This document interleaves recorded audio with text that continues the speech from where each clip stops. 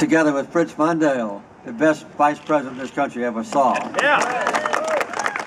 And also to be with Al Franken, the best senator we have here in Washington now, and I'm sure you'll agree that we have surrounded by good public servants, with the two mayors here with us as well. And that's where the, you might say, the rubber hits the road, is the domains and responsibilities of the mayors.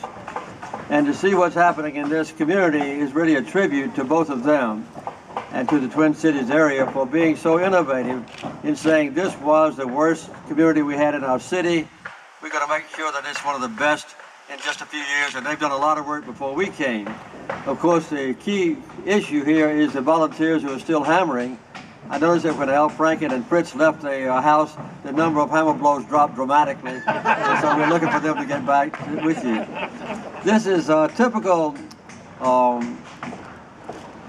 annual project for me and Rosen. She had to leave this morning at 10:30 to go down to Miami to make a speech about veterans having serious mental illnesses, and she'll be meeting me back in Birmingham, Alabama, day after tomorrow to continue our work down there.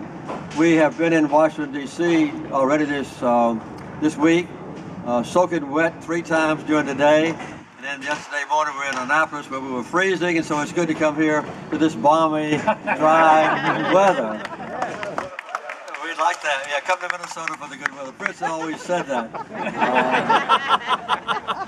When I missed Fritz, I knew he was either in Norway or fishing in one of the lakes in Minnesota, but I didn't usually find out until after he got back to the White House. Well, as Jonathan Reckford, who was trained in this community to be a good leader, has told you, Habitat is now approaching 400,000 homes being finished somewhere in the world. About 20% of the homes that we build are in the United States of America. And Rosen and I go back and forth each year. We have one project like this year in the United States. Next year we'll be going to a foreign country. Last year we were in Thailand, Cambodia, Vietnam, Laos, China, and we have built homes like that now for more than 20, this is the 27th year, as you know. Other places in which we built homes overseas have been sometimes quite interesting. Our largest Habitat home building project was in the Philippines a few years ago. We had 14,000 volunteers who joined with me and Rosen, and we finished all the houses in 5 days. We built 293 houses in just 5 days for the Filipinos. You might be interested in knowing that the house that we built there will always stick in my mind because it's fairly typical of how important a house is, a home is. The woman who moved into the home that we built, and she worked with us for 5 days, had been living with her 4 children inside an abandoned septic tank. And every night they crawled down into that tank, which was, as you know, is used to house refuse, and they would pull a tarpaulin over the top of it, and that's where they lived. So to get a small house, just 300 square feet, to her was like a dream castle. And that's typical of what is happening all over the world. I think this year Habitat has been wisely concentrating on the rehabilitation of homes much more than Habitat has ever done before, because our own country is afflicted by what happened in neighborhoods like this one, where people abandon their homes if their mortgage debt gets greater than what the house is worth on the market. Then they just abandon it, and it leaves a blight on the entire neighborhood. And some people have had their homes foreclosed, and the banks have taken over. Now the banks want to see their houses obviously back in operation. But I think in the next few years you'll see this entire neighborhood be refurbished just because of the initiative of the mayors on my left and the leaders from Washington as well, and also the Habitat volunteers, and particularly the people who live and love this community, the community leaders whom I met this morning. This is a very good opportunity for all of us to join in together to make America a great place, an even greater place, and also to refurbish, I'd say, not only the neighborhoods themselves, but the spirit that will permeate this community after Habitat has finished those projects on which we're working now. So Habitat is a very good opportunity for all of us to contribute. Rosa and I are active in our church at home.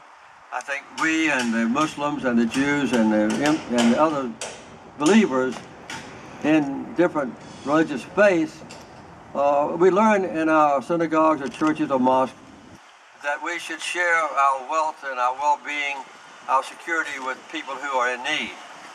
And that's a major challenge and also a major opportunity. But it's extremely difficult. It's one of the most difficult things in human existence to break down the barrier that exists between those of us who have everything and people who don't have anything, including a decent home in which to live. But Habitat provides that avenue quite easily. For instance, we're working this morning side by side with the people who will occupy these homes. And that happens all over the world. So I'm very grateful to Habitat for having given me a chance to learn not only more about this country, but about the other nations in which we've served. We've built homes in Hungary and in Europe alongside the Danube River. We've built homes in South Africa. We have built 100 homes there. We've built 3 times in Mexico. We've built in Canada. We've built in Korea. In fact, we built a lot of homes in South Korea, and then Rosa and I went and helped build homes in the demilitarized zone between North and South Korea. And about a month after we got back, the President of the United States, I won't call his name this morning, said, I'm going to go next week to the most dangerous place on earth, the demilitarized zone between North and South Korea. And I looked at Rosa and said, that's where we were building houses last month. So Habitat breaks down barriers, and very soon there are going to be homes being built inside North Korea as well. So Habitat is a permeating, far-reaching organization, but I think it's good to point out that even though we have now served maybe 2 million people and given them good homes, there are a billion people on Earth that still don't have decent homes, and a lot of them are in America. So Habitat, I believe, is doing God's work in a very practical, down-to-earth, effective way that inspires many people, including me. So my closing remark is I'm grateful for what Habitat has meant to me and to many people around the world.